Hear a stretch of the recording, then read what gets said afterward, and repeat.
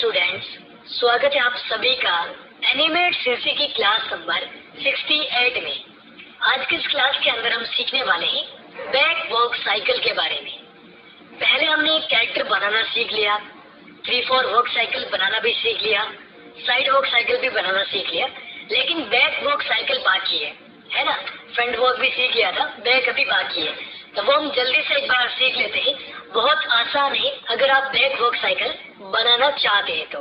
चलिए, हम यहाँ पर हमारे पास में जो कैरेक्टर था जो हमने बैक का बनाया था, इसी को हम क्या करते हैं, Ctrl+C करते हैं। ऐसे एक नया डॉक्यूमेंट हमने ले रखा है, पूरा खाली डॉक्यूमेंट, इस पर हम Ctrl+V कर देते हैं। अब ये क्लास थोड़ी सी बड़ी इसलिए होगी क्योंकि यहाँ पर मैं आपको इन सभी को अलग अलग लेयर पर मैनेज करना भी बता रहा हूँ।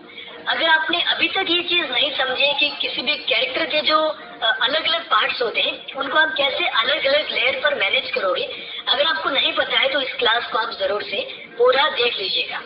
क्लास इसीलिए बड़ी होगी। अब देखिए हम क्या करते हैं, जैसे जो पूरा फेस है हमने खाली ड्रॉ किया था इसको, और आपको ट्रिक बताइए कि कैसे आपको 3-4 से लेकर बाद में फ्रंट का है, साइड का है और बैक का है, कैसे आप बना सकते हो। हमने इसको देखो ऐसे सेलेक्ट किया और इसको हमने एफेक्ट करके इसका नाम दे दिया फेस। फेस ऑलरेडी टेकन है तो यहाँ पर हमने फेस 01 कर दिया, ठीक है।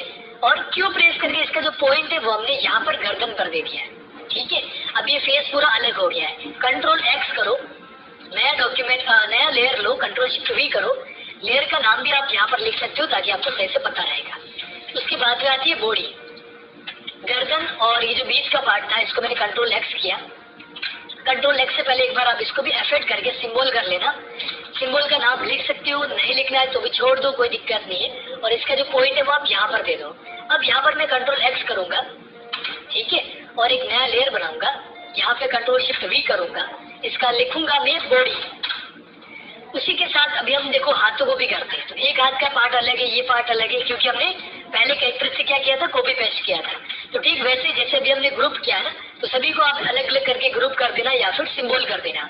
अब जैसे ये टुकड़ा लिया मैंने, Ctrl+X किया, खाली सिंबल नहीं तो सिंबल कर देना।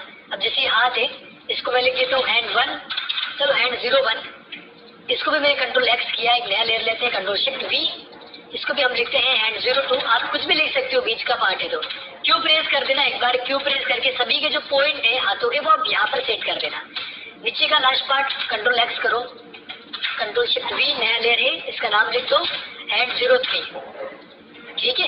अब ये हाथ यहाँ से आगे आ गया है तो ये हाथ क्या रहेगा, लास्ट में पीछे की तरफ रहेगा, तो वो हम बाद में सेट कर देंगे।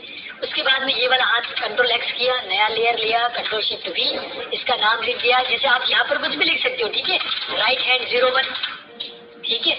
इसको मैंने कट किया, वापस से नया लेयर लिया, Ctrl+Shift+V, राइट हैंड 02 यानी कि मतलब ये अंदर की इसके जो पार्ट है ना वो है, ठीक है। और सिंबल हुआ कि नहीं वो आप यहाँ से चेक कर सकते हो, क्योंकि आप सेलेक्ट करोगे तो इस साइड बताएगा ग्राफिक लिखा हुआ आएगा, ओके। और ये जो लास्ट पार्ट है इसको मैंने Ctrl+X किया, यहाँ से Ctrl+Shift+V, राइट हैंड 03, ठीक है। उसके बाद में आते हैं पैरों के ऊपर। पैर को मैंने क्या किया, यहाँ से Ctrl+X किया।